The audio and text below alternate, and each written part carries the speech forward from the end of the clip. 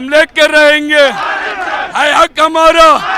देखो मैं कफन लेके आया हूँ, अगर मैं समाज के लिए शहीद हो जाऊँ तो मेरे भाइयों बस ये कफन मेरे ऊपर डाल देना बस। पिछड़े मुसलमानों सबका ये ताज है, क्योंकि ये नीली क्रांति है। आपने देखा होगा नरेंद्र मोदी कैसे डर गए रामलीला मैदान की।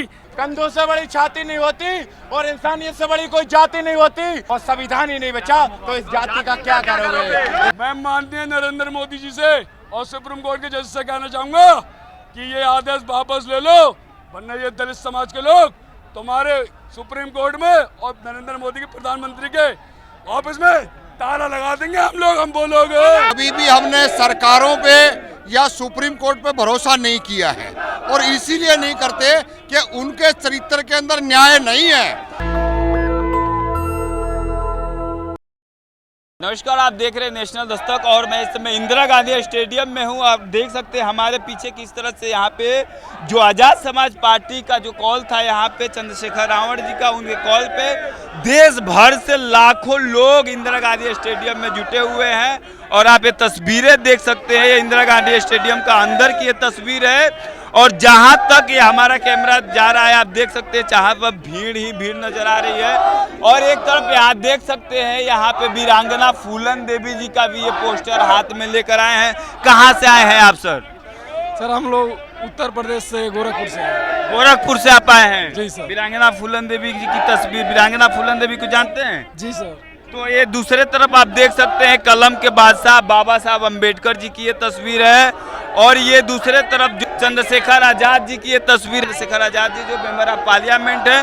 और ये तस्वीरें आप देखिए यहाँ पे खड़ा होकर किस तरह से लोग पूरा ये बोल रहे हैं, किस तरह से जो बच्चे हैं जय भीम के नारे लगा रहे हैं। एक यहाँ पे सोशल एक्टिविस्ट है, मैं इनसे बात करने की कोशिश करूंगा। क्या कहेंगे सर, जिस तरह से बाबा साहब ने जो SC ST की जातियां थी उनको जमात में बदलकर उनको आरक्षण दिया, ये सुप्रीम कोर्ट का जो फैसला आया है, क्या लग रहा है कि ये फिर जात बदलकर इनकी आरक्षण खाने की नीति है? देखिए, हम लोगों को समझना चाहिए, कभी भी हमने सरकारों पे या सुप्रीम कोर्ट पे भरोसा नहीं किया है, और इसीलिए नहीं करते कि उनके चरित्र के अंदर न्याय नहीं है। अगर वो उनके चरित्र में न्याय होता, जैसे EWS उनको दिया ना, चुटियाधारी जनेऊधारी तिलकधारी को, तो जो भाई हमारे पीछे रह गए उनको दे देते।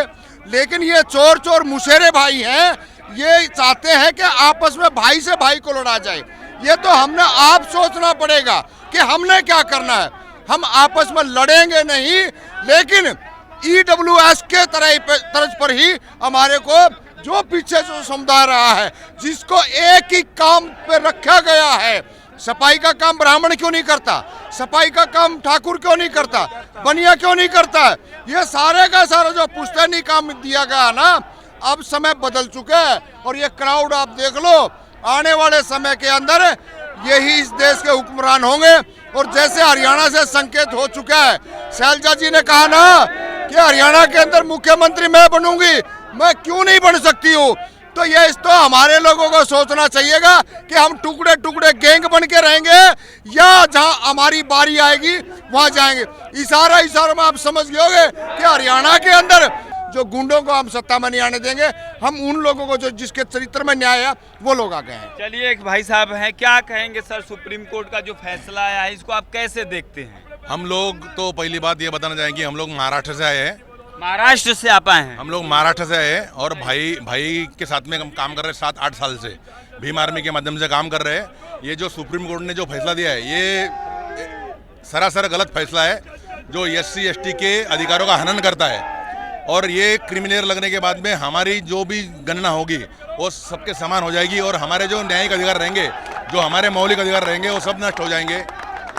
भाई चंद्रशेखर आज़ाद ने जिसके प्रोटेस्ट के लिए पूरे इंडिया से सभी लोगों को बुलाया है, बहुजन समाज के सभी लोगों को यहाँ पे बुलाया है, तो हम भी महाराष्ट्र से इसके लिए आए हैं। और ये प्रोटेस्ट होना चाहिए, अगर ये प्रोटेस्ट होगा नहीं तो SC ST के सब अधिकार, मौलिक अधिकार सब खत्म हो जाएंगे। ये तस्वीरें आप देख सकते हैं, भाई साहब लोग खम्भे पे बैठे हैं, और ये देख सकते हैं हम लेके रहेंगे, है हक हमारा। आज चाहे जान चली जाए, लेकिन आरक्षण को खत्म नहीं होने देगा। समीर सागर, क्या हम मेरा साथ दोगे? अच्छा बिल हाय हक हमारा हम लेके रहेंगे। मैं माननीय नरेंद्र मोदी जी से और सुप्रीम कोर्ट के जज से कहना चाहूंगा कि ये आदेश वापस ले लो, वरना ये दलित समाज के लोग तुम्हारे सुप्रीम कोर्ट में और नरेंद्र मोदी के प्रधानमंत्री के ऑफिस में ताला लगा देंगे हम बोलोगे।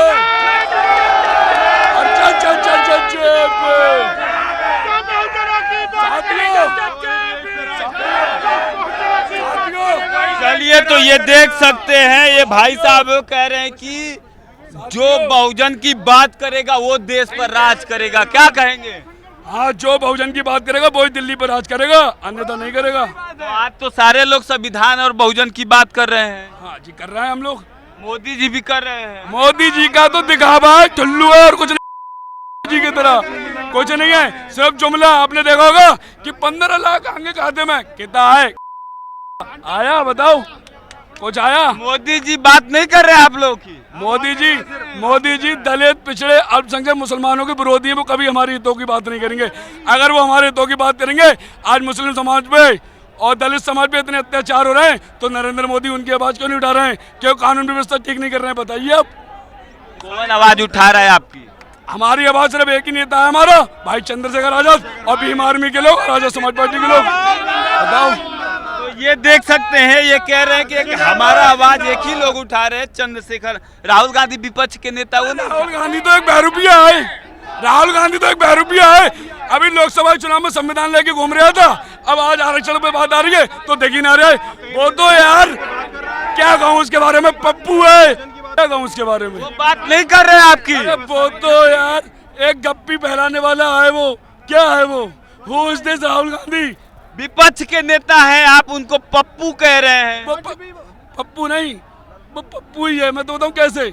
वो जब वोट की बात आई तो संविधान को लेके घूम रहा था। अरे भाइयों, ये तुम्हारा आरक्षण खत्म कर देंगे। अरे आज आरक्षण के ऊपर बात आ रही है, संविधान के ऊपर बात आ रही है।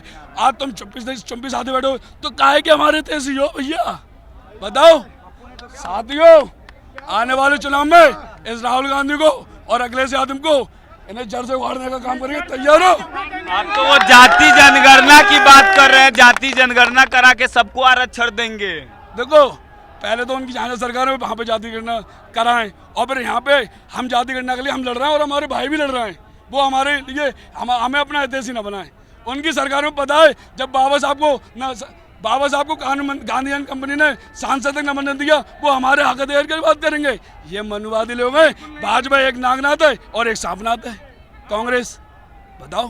तो आप मानते हैं कि जो राहुल गांधी है वो हमारे हक अधिकार की बात नहीं करेंगे? कभी नहीं करेंगे, हमारे हक अधिकार की कभी बात नहीं करेंगे। वो आपकी उन्नति चंद्रशेखर रावण जी से है। वो ही है। देखो, चंद्रशेखर भाई, हमारे पूरे भारत में अगर कहीं अत्याचार होता है भाई, देखो पकड़ो, देखो ये मेरा भाई, ये तस्वीर देखिए, ये चंद्रशेखर भाई है।